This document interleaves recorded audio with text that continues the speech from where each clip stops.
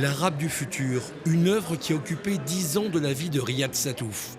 Une saga personnelle d'une vie partagée entre le Moyen-Orient et la Bretagne. Une œuvre imaginée pour amener des lecteurs à la bande dessinée.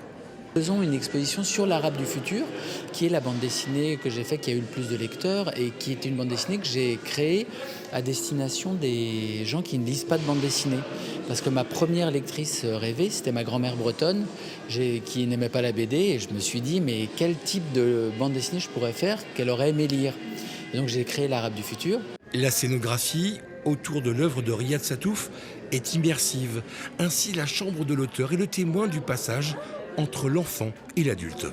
On commence par l'enfance, on passe par l'adolescence et on termine par l'âge adulte. Et la chambre, c'est le sas de transformation entre l'enfant, l'adulte, le monde extérieur, le monde de l'art.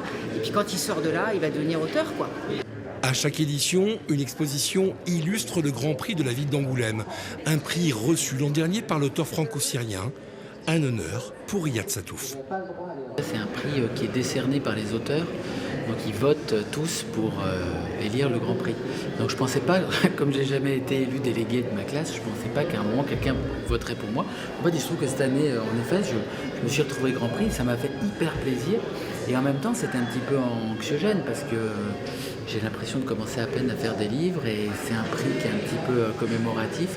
Une exposition qui sera visible au vaisseau Mobius au-delà du temps du festival jusqu'au 4 mai 2024.